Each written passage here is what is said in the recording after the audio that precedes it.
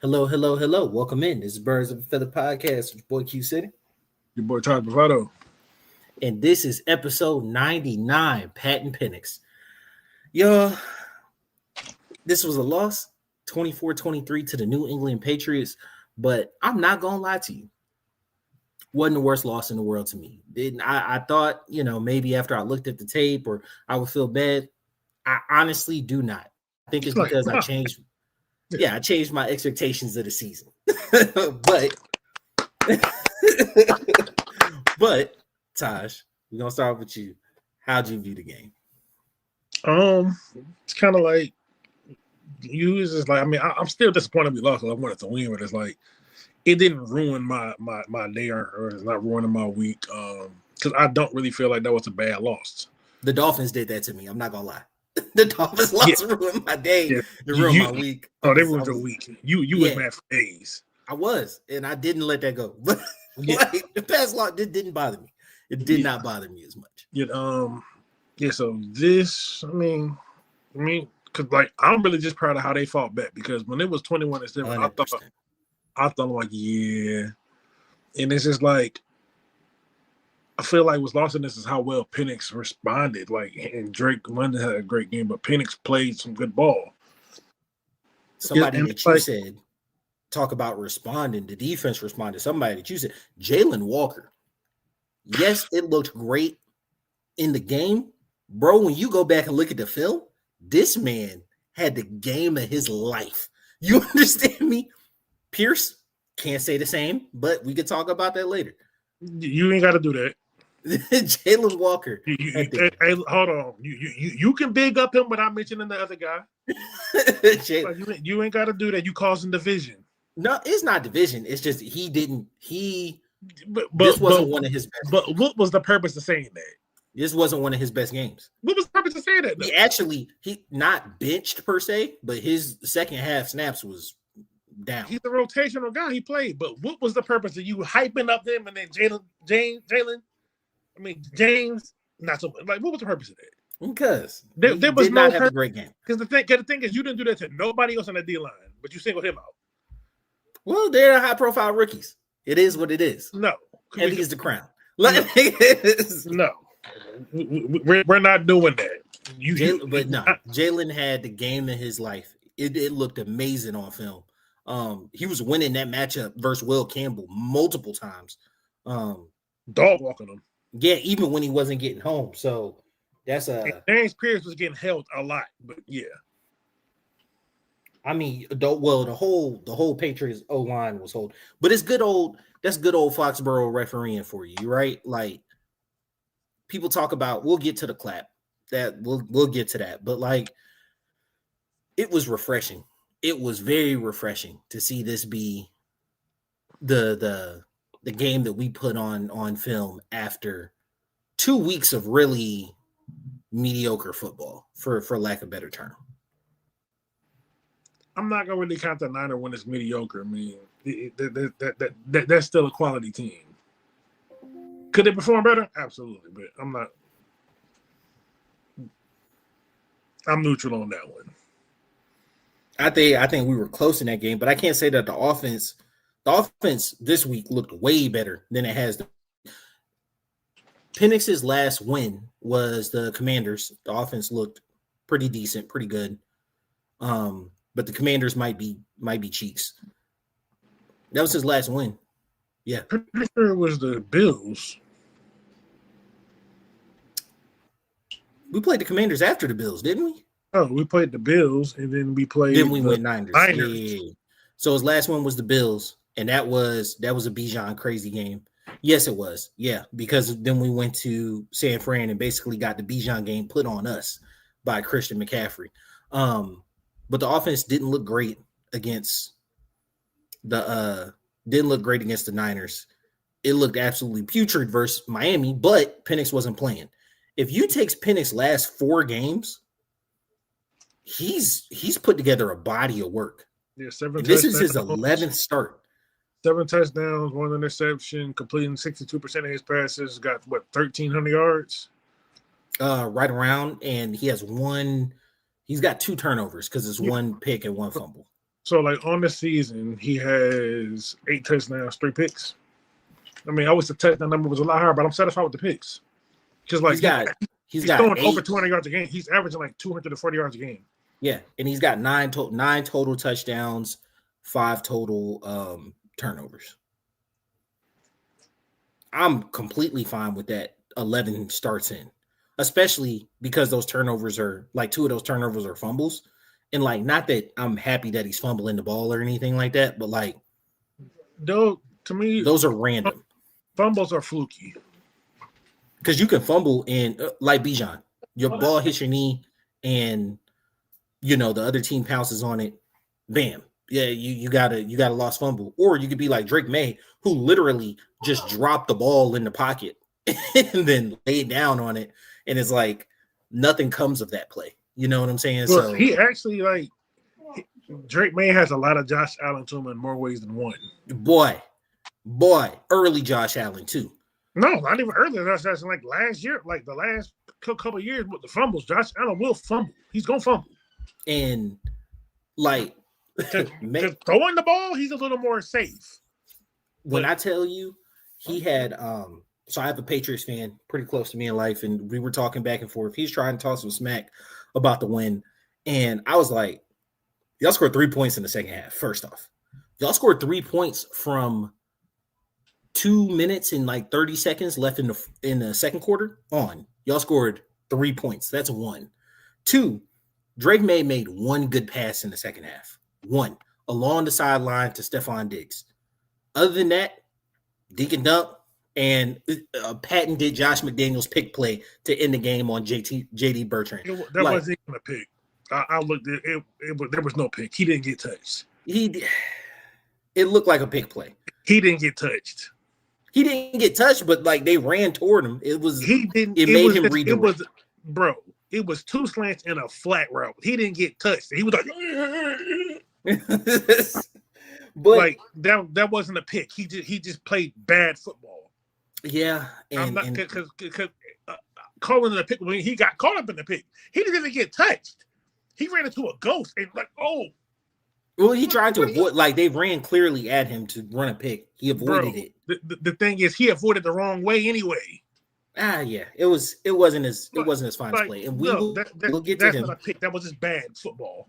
Yeah, on the offensive end, right? So let's take it in 3 phases. On the offensive end, I was pleasantly surprised by everything that I saw in this game, and this is probably the most optimistic you'll hear me after a loss. Everything? A lot of things. Patriots haven't allowed a 50-yard rusher all season. And they still haven't. Bijan was 49. Yeah, I don't know what I was looking at. I thought he was like 96, but I think that's his total yards.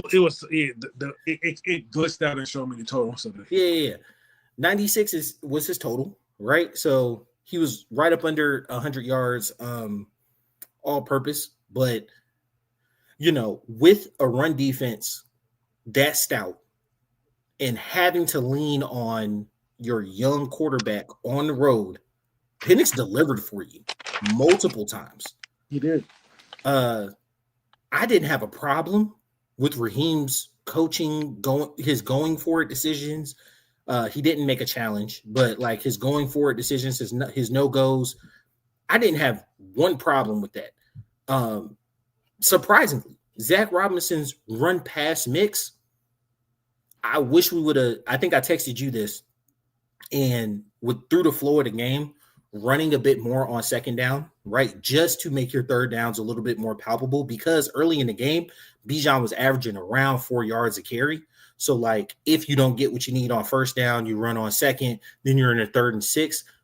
Through our first, like, 4 or 5 drives, we were consistently in, like, 3rd and 9 and longer. And that I think that led to the 0-6, or was it 0-5 start on 3rd down, right? Like, we were 0-5 or 0-6 on 3rd down to start before we converted one. I believe that led to it. But overall, especially down 21-7, I felt Zach called a decent game, right? Obviously, you have to be more aggressive. Obviously, you have to be a bit more desperate, and that opens up the playbook a little more. But I think what I really saw from our offense was Drake's the alpha. But then two, there is a strong, almost hard-headed belief that we're going to value players over plays, right? When we really get down.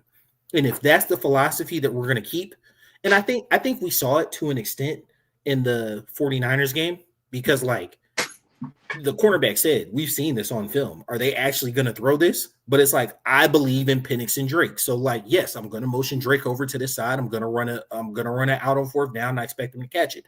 We damn near ran the exact same play on the first fourth down that we ran. On the second fourth down, we lined him up on the opposite side, didn't motion him. He ran like a 6-yard curl, and it was like 4 dudes around him. And guess what? Penix still threw that thing, because I'm going to value going to my alphas in that situation. Pitts was featured early. Yes, they kind of won him. One thing I can honestly say, looking at the film, his effort level on running routes did not decrease. And he only got one more target after his last reception. He only got one real target. He had 2 more targets per se, but like only one was an actual real target after that. And he was running. He didn't really get open like that. They started bracketing him, I'm guessing, because we're just going to let Drake single up, especially because we believe in Gonzalez, and we're going to take away Pitts as an option, especially when you saw that Penix was kind of using him as a safety net. A lot of checkdowns to Bijan. Algier wasn't overly involved in the game, but overall, offensively, that was not a bad game for me, especially against a really good well-coached defense. What did you see on the offensive end that maybe gave you some good or gave you some pause? I mean, the offense, they showed me a good performance. I'll just have more concerns about what's going to look forward, like with the O-line. Like, both your guards got hurt. Jake Matthews is already dealing with the ankle injury. I mean, he's Iron Man, so he'll be fine. So I gotta ask you, because I know you're really plugged in, bro. Is it Lindstrom or is it Bergeron? Who's hurt? Because we signed a dude from the practice squad. I won't know till tomorrow. When they signed a dude from the practice squad up, bro. Yeah, I have no clue, but signing that dude is not a great sign. I'm going to lean that it's probably Bergeron, since he got carted. Yeah, that's not great. Because, I mean, I think me and you kind of discussed this when we were talking about Terry last week. I think Bergeron's been well enough to get a second contract. Yeah, not top of the market. Mid to low tier starter. Yeah, not top of the market. And, if you choose to go high in the second, if you choose to go guard in the second round, right? Like maybe you move him to be in a backup, but like, no. He's not somebody I see you just easily replacing, right? Like I think he's. If you're going to sign him, you're not drafting the guards in the second. No, I'm saying if you wanted to, if you wanted to draft over him, if you wanted to replace him, he's not somebody I see you easily replacing. Like I see you having to use high draft capital or real free agent dollars to replace him. He's a decent starter. I don't think you'd be hard pressed to replace him, even because there's no guarantee to draft. Like he's a quality NFL starter. Yeah, 100%. So him being out wouldn't be great. I mean, Kyle Hinton held up nicely in his absence, so like I have optimism there. Just the run game's taking a hit. Lindstrom being out, that's I think he'll be fine, but I mean, we'll know for sure tomorrow. With the practice, with the injury designations, because that'll be their first practice this week. Oh hell, shit! They should be on a plane. Honestly, I think they should go early over there. But I mean, yeah, and obviously we'll get to that in next week's game. On the defensive end, I was full prepared right before halftime to say like, "Oh, this is the worst defensive performance. They done figured this out. We're the terriblest team in the world." And then that second half, really from 2 minutes left in the third quarter on, this defense showed up and showed out, kept us in the game, gave us a chance after chance after chance. And we couldn't bring it home, but like this defense had one of their better games of the season. What did you see on the defensive end? I just seen they got the stops when we needed them. Jalen Walker, obviously. Yeah. Jesse finally got on the stat sheet. 100%. And like you said, it was just a missed throw. Like he just sailed it, but it sailed on him. Yeah, all quarterbacks miss throws. But I mean, Jesse basically able to take advantage of that. So they forced turnovers.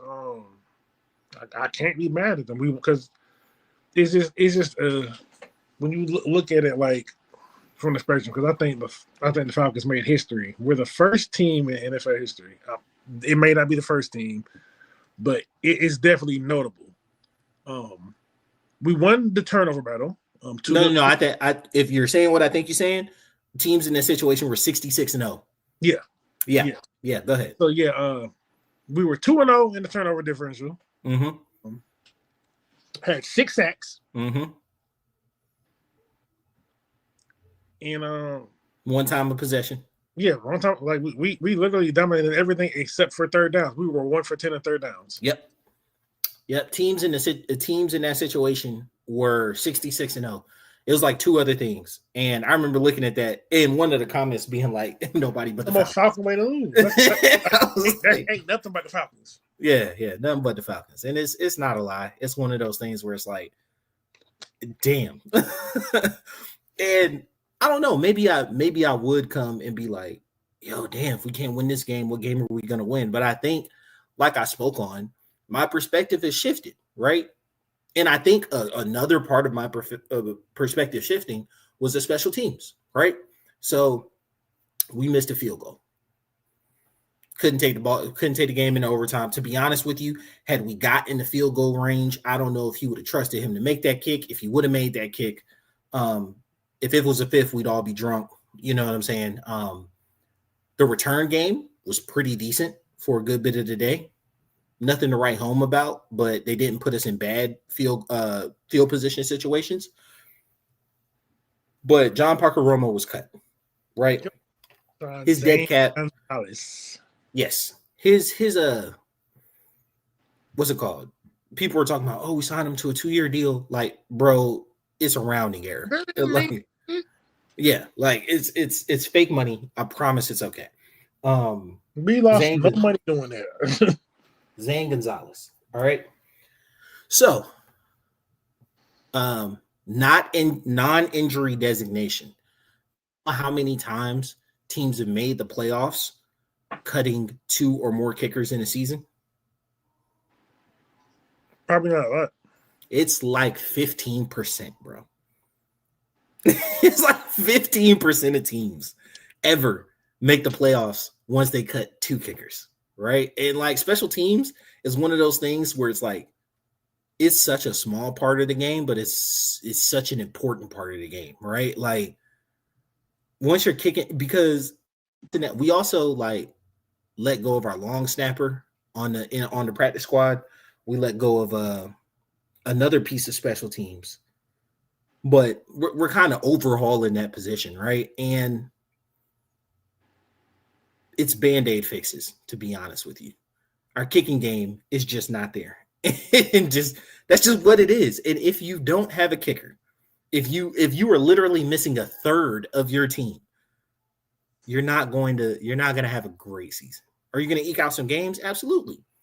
But like most NFL games are 1 possession games. Like an overwhelming amount are 1 possession games.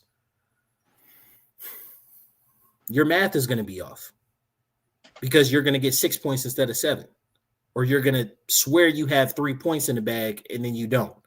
Like, it's part of the game. People are like, oh, Zane Gonzalez has a lower field goal percentage than both Koo and John Parker Romo. No shit. That's why he was a free agent. That's why he was a free agent or on a practice squad, bro. Like, that's the reason for that. Like, yes, he has a lower percentage. Nobody wanted him to kick. Like, you got to try somebody different. You can't cut Koo after the season he had, right? The 79%. With Romo. Yeah, the 79%. And you keep him coming into the season, and then you cut him after missing an extra point that would have took you to field goal that would have won you the game, or would it put us to overtime? Overtime. It would have put you to overtime. You cut him after that. Romo gives you 5 kicks the next week. You sign him long term and whatnot. He misses, was it 2 field goals versus the Patriots or versus the Panthers, or was it just 1 field goal versus the Panthers? True, I believe. He missed 2 versus the Panthers. Then he misses an extra point to send you to overtime. You got to get cut too, just for consistency purposes. Like, not anything against him. It's just like Jabari Smith Jr. Shout out, my boy. Shout out. Because he put up the tweet and he was like, now do him like you did my boy Koo. And I was like, oh, you're a fan of this poverty franchise too. I appreciate you, big dog. He's from here, I believe. He is from Atlanta. Yeah. He went to Auburn, but he's from Atlanta. And they sure did. They cut him just like they cut Koo, bro. Like, that's what happened. So get Zay Gonzalez. Hey, bro, once you start getting on the third or fourth kicker, like, it's one of those positions like, do I feel like we need to spend actual free agent dollars to get a kicker this season? I don't know. Do we need to spend draft capital to get a kicker? I don't know. What does actual free agency dollars look like for a kicker? Because good kickers aren't available. Yeah. And great kickers command like $4 million. But the thing is, great kickers never lead their teams. They never lead their teams, bro. So, and hell, if you spend and we're not in any position to spend any draft capital on a kicker. And even if you do, Moody was a 3rd round pick, right? Borealis was a 2nd round pick. Tampa Bay, just was 2nd round, cut him. Robert Aguayo, 2nd round pick, cut him. So, like, I don't believe in drafting kickers. It's just a luck thing. But what I think they're doing is I think they're developing the boy they got from Germany. They're just gonna let him develop for the year because they're intentionally not putting him in games because I feel like they believe in him. And if that's the case, you don't want to ruin his confidence. Yeah, putting him out too early. They gonna just let everything work with him. They're gonna develop him, and then once they get him the way they want next year, assuming they still have jobs. I want to get to that in City Talk. Yeah. That's what happened over the course of the week. Did you have any other points you wanted to bring out before we move on to the Colts? I mean, I have very little notes on this game because it was a solid game. It's a loss that I'm not really gonna lose sleep over, so it is what it is. 100%. So, NFL trade deadline. Obviously, some news came out today that impacts us in 2 future opponents. The New York Jets traded away Sauce Gardner and Quentin Williams, right? So, like, that may affect their run and pass game. We play them later. We'll get to them on the week that we play them. Right now, they traded to the 29th ranked pass defense or 26th ranked pass defense, the Indianapolis Colts, who we just so happen to play this week. Mm-hmm. So, coming in, that was one of the things I was going to point out was like Pinnix is on a hot streak and we're going against a secondary that's really letting it up. And I guess the Colts thought that. They were like, hey, let's put the thing is, one player ain't going to stop that. It's not going to change everything, right? Because, Gonzalez is better than Sauce and Drake had no issue. I mean, Sauce has been an all-pro twice. So Sauce is just his name. Gonzo's better. I don't care about what you did in your first 2 years. Gonzo is the current better player. And Gonzo didn't even finish the game. Gonzo's got some serious injury concerns, if we want to be honest, though. I mean, yeah. So, like, part of it, best ability is availability. But the thing is that Sauce is a penalty merchant. Sauce he will get called for a passing. Because here's a popular thing that actually kind of holds some truth. Like, Sauce was getting hit with hella penalties because the Jets weren't winning. When they was winning, people was ignoring all that shit. When they started losing, them flags started coming. I mean, because he is very handsy. He will, but he usually does his work. He does a lot of his work early and at the line, which I think him and Drake at the line fighting is going to be nice to watch. Like, I think that's a matchup I want to see. But I think to the point that you pointed out, is Sauce even going to play? Right? I'm pretty sure if he does, if he does, what does that look like? Because you asking a lot. Because the dude, like, he didn't even he probably not he might be in Indianapolis right now, or he might be heading on the, like, I don't know what the travel plans is, but like, dude's in New York. Find out he get traded about 11 o'clock, 12 o'clock. So you got 24 hours. Well, no, you got 24 hours to report for a physical, and then 48 to join the team.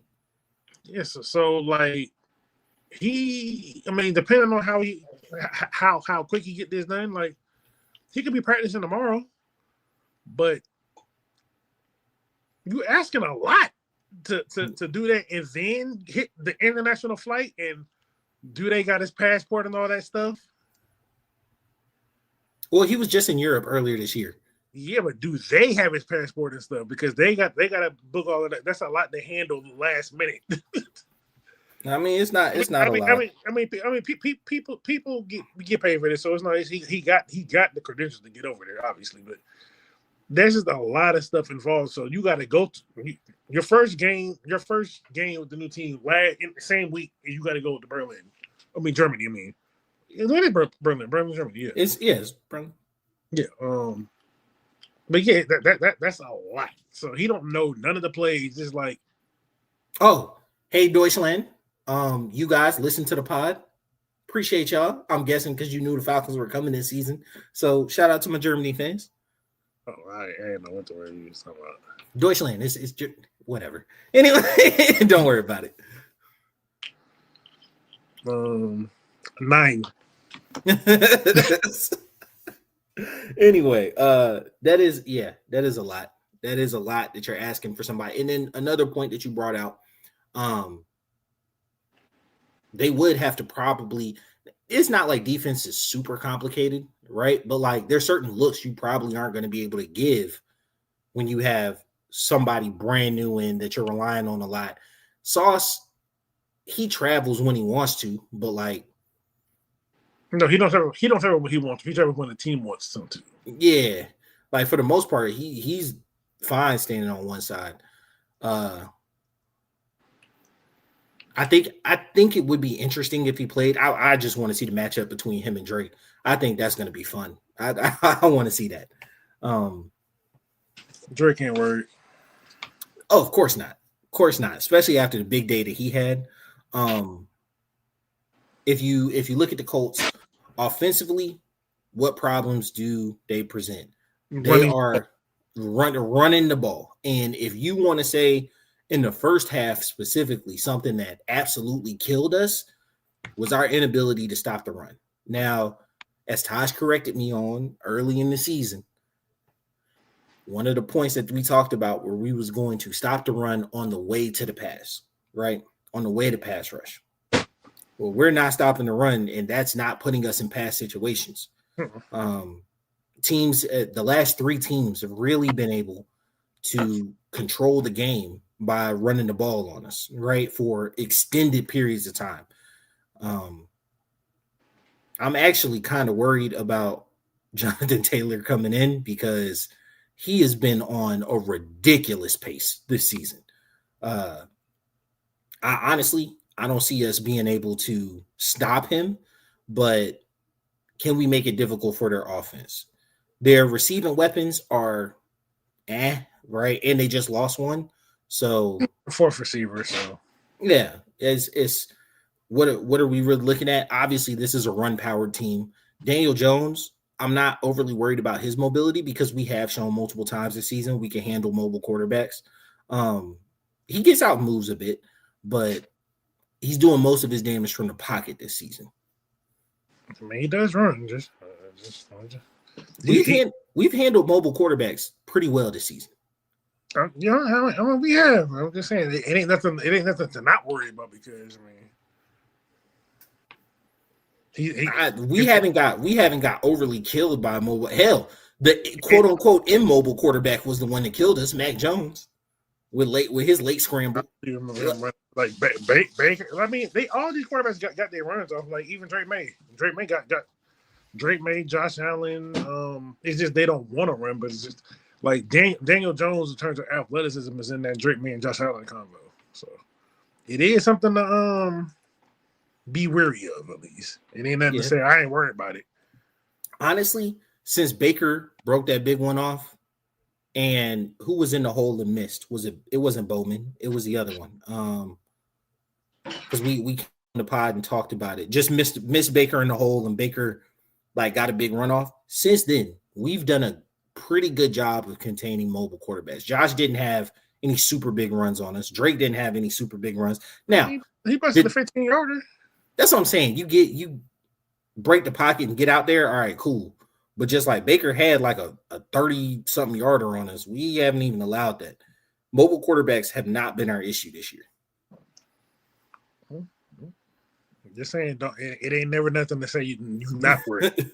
Honestly, our biggest Achilles heel has been stopping the run, and then freaking. I'm not going bag on the guy, but just I would say as a totality, I'm not saying his name.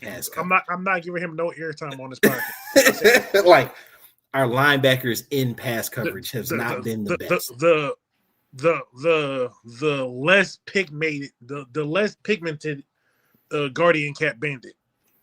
And did you hear Raheem say that who's what's his name, Junior? Ronnie Harrison Jr. Yeah, has been playing well enough to earn some playing time. So why'd you sub him out then? Like in that situation. He was like, yeah, he's really, pressing in and playing some time. But I think that goes back into the point that, we had discussed with Terry, where it's like you're drafting for 4 different defensive coordinators. Everybody's going to want something different. Everybody's going to call something different in those situations. I mean, the thing is, as a linebacker, the coverage don't change no matter what you do. That was a simple man concept. That dude ran into an imaginary pick and panicked. I think he was anticipating the pick and trying to sell the contact. Bro, if you look at it, he was trying to. It looked like he was waiting for contact. I need my linebackers to be linebackers, not actors. Yeah, I feel you. Run through them. It's the receiver. Run through them. Yeah. I don't think you like, oh no, the receiver's going to hit me. Run through his ass. Yeah. But if you create that contact, that's 15-yard penalty. I'm guessing through him. You probably thinking too much is a lot of what's going through there. Because the thing is, they're not going to call the penalty on him. They're going to call it on them. Or it's just going to be interested no contact. Run through them, make the play. Yeah, it wasn't with the game on the line. You can't be over here flopping, trying to hope for someone no one even touched you. It was not the best. It wasn't his proudest moment to say the least.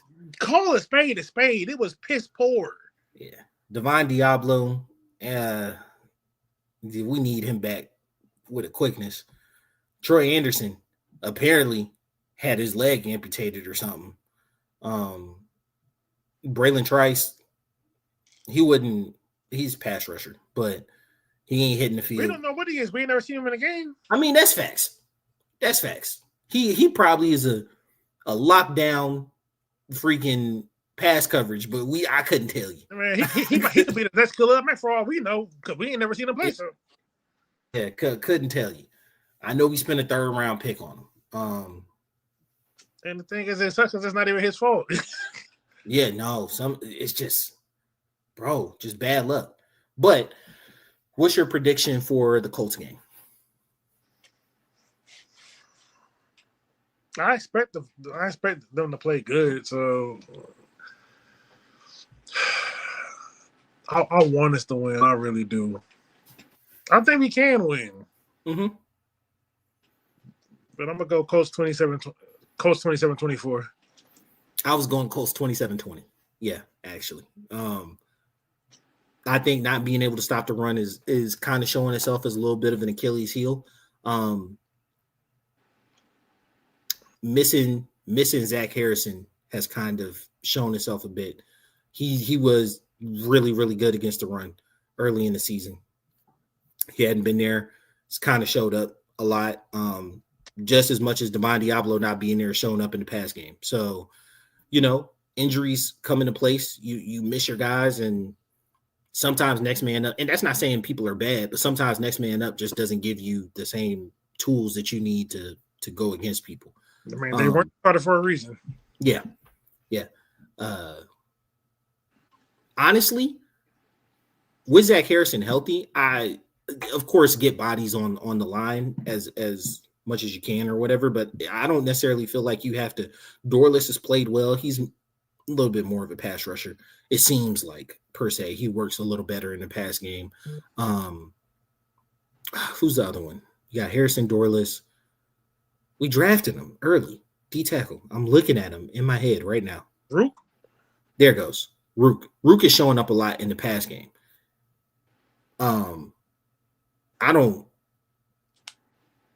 I'm not saying anything about him personally, because a lot of this could be happening around him as well. He be getting washed in the run game sometime, and it does not make sense to me because of the way he moves on pass rush. Like, his ability to get off blocks in pass rush should lend itself to him being pretty dominant in the run game. There's different techniques. The way he gets off, not the fact that, like spin move, use of hands or anything like that. He just looks nimble getting off blocks. I mean, you could be nimble, but the thing is the blocks are different because you're going to get someone going backwards as opposed to someone going sideways. Yeah, but hands touch him and he just don't move no more, bro. And because you're running, it's frustrating. If you're going to get a zone scheme or whatever, if they're going with the flow, you can't just get by the same way you would on a pass rush set. Which it's understandable. It's understandable. It's very different schematic. Like I've rushed before. I get that it's different skill sets, but like when you look at his fluidity is what I'm talking about. Like that has nothing to do with it though, because you got to look at the way they're coached. Like they're coached to stop going on the way to the pass. So like it's a pass rush based skill set. So like him getting washed up in the run, it's going to happen sometimes just because if they show you any type of look where you think it's a pass, they can catch you. Like it's just that's true. It's true. We have gotten he's only 23. He's still a delays and draws. Delays and draws have eaten us the hell up this year, and both of those. Most of the ones that got us just when they just ran straight into us. But I think, like I was saying, Zach Harrison, he has played very well against the run this year, and hopefully he can get back. But it's a knee injury, right? We'll know some type of. It said knee. It said knee. So we'll have some type of designation tomorrow, hopefully. I mean, he's been out the past 2 games. So 3 games. He'll practice. He's only missed 2. Yeah, he was out Dolphins and Patriots. You're right.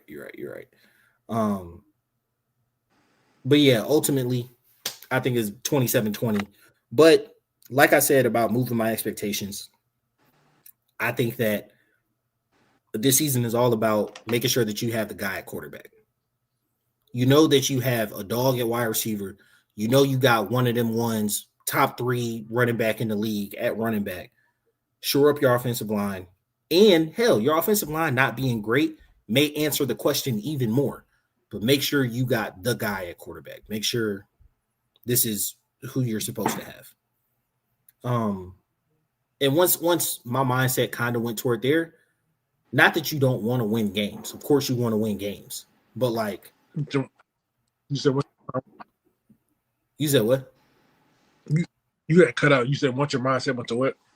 Oh, once your mindset kind of shifts to that, it's not that you don't want to win games. Of course you want to win games, but it gives you a different goal in the season. See, I hit the man with some insight. He was like, you know what? I guess that makes sense. I mean, every now and then you worth a squirrel fart, bro.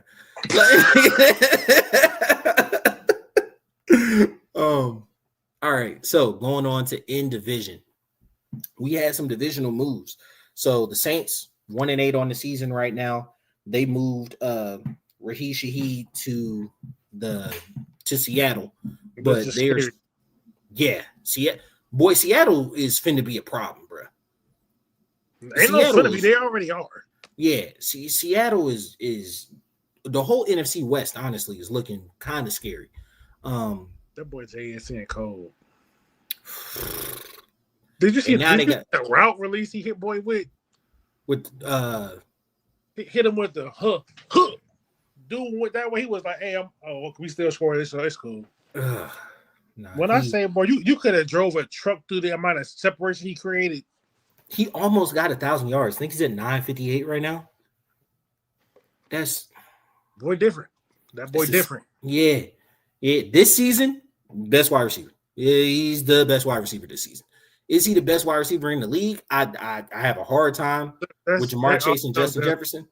It all comes down to your preference. Yeah, but when it comes down to receivers, like there's a generalized list of like the 10 guys, but it's like maybe about 5 to 7 of those are locks, and then the other 3 just depend on your preference.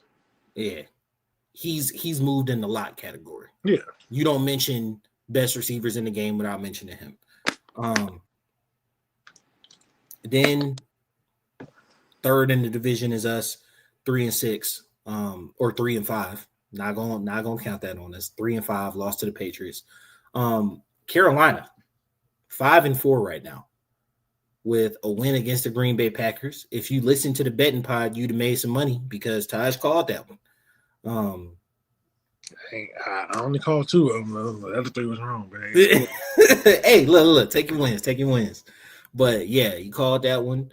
And then leading the division right now is Tampa. Not gonna lie to you. Probably didn't they? Yeah, Tampa was on a bye. But they're still leading the division because same amount of wins. Same amount of wins, 1 less loss. So but Tampa, they've got some people coming back, but they have been hit with the injury bug as well a good bit. I think it's going to be interesting coming down the line. I'm not here to just slander Bryce Young. He still hasn't looked great, but they're winning. And so, winning solves a lot of things. I think Vrabel had a great quote, which was, let's learn from it in victory so we don't have to learn from it in a loss. And sometimes that's all it is, bro. Like, he's talking about Drake May having a terrible second half performance, but it's facts.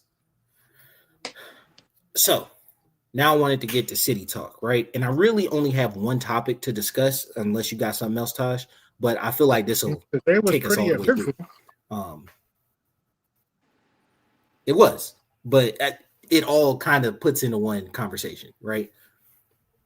People were like, "Oh, the Falcons aren't super active during this trade period," right?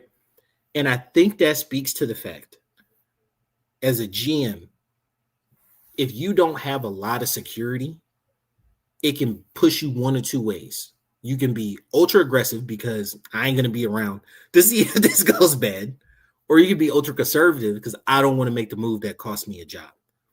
If Pinnix is the guy, he buys Terry a couple more years. I promise you he does. If Pinnix is the guy, and you see it by the end of the season, regardless of win-loss record, if we get about 6 or 7 games, you say what you want. Terry's here.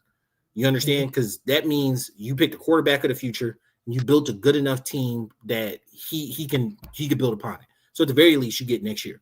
So then you don't want to waste your draft capital when you already were aggressive during the offseason or during the draft and gave up your pick for the coming year, right? So you don't want to be ultra aggressive there. A lot of people were like, "Oh, my wide receiver 2 right now is David Sills, or my wide receiver 3 is David Sills. Why are we not being aggressive?" Oh, you see Rashid Shaheed get traded. First off, no one's trading Rashid. The Saints are never trading Rashid Shaheed to us. That's never happening. Secondly, Jalen Waddle, Miami wanted a first for him. That's why he was not traded. Garrett Wilson, the Jets wanted a first for him. No, they weren't even interested. That's why he was not traded. He was never getting traded. Yeah, Hey, what do you want for Garrett Wilson? 5 first. Then you hang up the phone, bro. Like, yes. So when you hear, oh, they were taking calls, like, yeah, no, bro. Like, I'm gonna say some ridiculous shit. And if you give it to me, then by all means, take the player. But like, yeah, like I'm pretty sure that's what happened with Sauce. What you want for Sauce Gardner? 2 first and a player. Your second two first in this receiver that you took in the second round 2 years ago. Deal. Huh? Hold on. What you want for Quentin Williams? I need a 1, a 2, a tackle. I need something. It ain't even gotta be at this year 1. And then, oh yes. By the way, do you know how that deal is structured? Yeah, they take the better of the 2 first. That's some NBA shit if I ever seen it, bro. Yeah, I was like, that's how to pick off stuff. Like that's literally what the Hawks got going on with the Pelicans. We take the better, we take whatever first better, we taking that one. Same shit. Yeah, and my thing about that is that type of deal is very, very rare in the league, mainly because a lot of years teams don't accrue a second first round pick, right? But as GMs get more aggressive and there is this level of trading going on, I feel like that level of flexibility in your trade swaps becomes much more prevalent. My only thing on that is, how is that dictated at the league office level? Because like you have to write these trades up, submit them to the league, and then they become finalized. But the NFL has never like really embraced the whole pick swap or, better of the two or anything like that. So like, and it's not outwardly described in the CBA. So, and it feels like, of course, it's Jerry. It feels like one of those things where it's like, you can't say you didn't say I can't do it. You know what I'm saying? Like, you didn't say I can't do it. So I'm gonna put it in writing, and then, but this might usher in a different wave of trading, because we have many more aggressive GMs nowadays than we've really ever. I mean, a lot of teams don't have multiple firsts though, so it's just like. But like, it doesn't have to always extend to multiple firsts. Like in the NBA, you send second rounds for like cash considerations a lot, or you do better at picks in second rounds. Because the thing is, they value. Because the thing is, the NBA, the NFL values picks much. Picks better. are way more valuable. So, like people want 7th round picks because they want more swings. So like. Mm-hmm. It won't go that far. This probably about the height of it's going to be is like maybe this, like, okay, you got 2 first. We want the better of the first 2. All right, cool. We'll do it. You wrap that up, write it up somehow. But I think it's just really interesting, because the first thing I thought of is like, that's some NBA stuff if I ever seen it. But no, that was my thinking. It's just like, I'm not calling him scared, but I think Terry was a bit apprehensive of making a huge swing, because he doesn't have a huge level of security. Everybody and their mama calling for Raheem's head every other week. Honestly, and y'all might not like to hear this, if Penix shows he's the guy, Raheem's going to be here another year. You understand me? At minimum, going to be here another year. So here is my retort to what you just said. Terry ain't never traded on the trade deadline in 5 years. So it's a non-story. And I think people get frustrated because you see other teams making moves, but like Terry make his trade early in the year. Now, what I will say is, and granted, it seems much more like it was a coaching decision. We rarely let skill positions go in the middle of the season. That hadn't happened before. Well, we don't let anything go in the middle of the season. That's kind of what I was getting at. Terry, since his 5 years trade deadline, he don't do it. It don't exist to him. Yeah, but I was thinking, since we let Ray go, is week 1 of the NFL season. That's the trade deadline on him, based on how he moves. I was thinking, since we let Ray go, would you be open to finding something? But it just didn't seem like it was something he was looking for. It's just like he has 4 years of showing you he has 5 years of showing you who he is. Believe him. Yeah, 100%. But honestly, I think it really just comes down to who Pinnix is. I mean, dictates how aggressive you're going to be. Penix does matter, absolutely, but at the end of the day, Penix won't be what saves a job because people don't hit a quarterback that still got fired. I mean, that's true. That's true. That's 100%. Now, I don't think Raheem's going anywhere anyway, but yeah. At least this year, I think Archer's going to give him 3 years unless everything just goes horribly bad. Yeah. What's it called? Arthur Smith got 3 years, and to be honest with you, you know what? There was a lot of hope going into that 3rd year. I can't really say that because the thing is, it's the innate nature of a fan. Most fans are going to have some glimmer of hope. They're going to try to talk themselves into it some way, somehow. It's just the nature of the beast. Browns fans know what's up. I respect Orange because he comes in every season knowing. Yeah, okay, but like, that's what you know personally. But the thing is, there's a Browns fan somewhere talking about, we may get the playoffs. Dylan Gabriel and then Shadur's going to take us to the playoffs. Yeah. Like, no. There's delusional fans in every single fan base, and then there's overly dramatic fans in every other fan base. Like, you got Steelers fans wanting Mike Tomlin fired for what? They're 5-4 right now. They're fine. Trust me. I'm tired of making the playoffs and losing in the first round. You rather not make the playoffs for 7 years? Yeah, not like I got a friend. He's a Steelers friend. And he's always talking about, man, I'm tired. I said, I have no sympathy for you. I ain't made the playoffs in 2017. I don't care about your pity. I have no pity for you. I ain't got no tissues, no nothing. So overall, I think that not moving on the trade deadline wasn't the worst thing in the world. It speaks to what I think he wants to build long term with the team. And I think a lot of that revolves around whether or not you have made the right pick to lead your team at quarterback. And people talking about Kirk still being on the team. Bro, you move him in March. You don't move him in the middle of the season. If you were going to move him, you'd have moved him at the beginning of the season. That's just bad salary cap understanding. Like, come on now.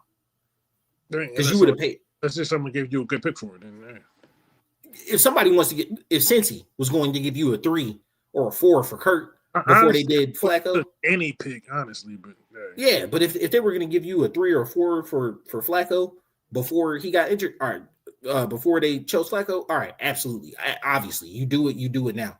If the Vikings, if they didn't believe in McCarthy and they wanted to give you a 6 for Kirk, and you've already paid 80% of his contract, 80% of this year of his contract, by all means, and you're still going to take the dead cap hit.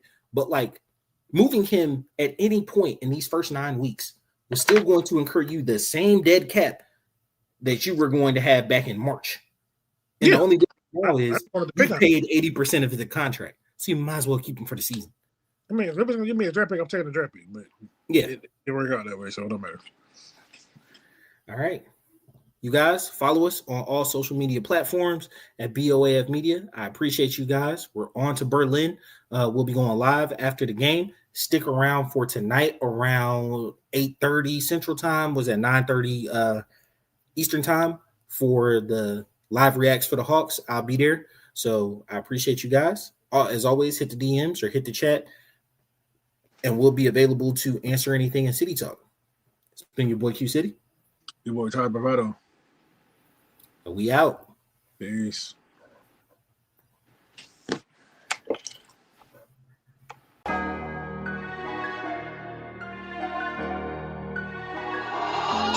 mama. Mo's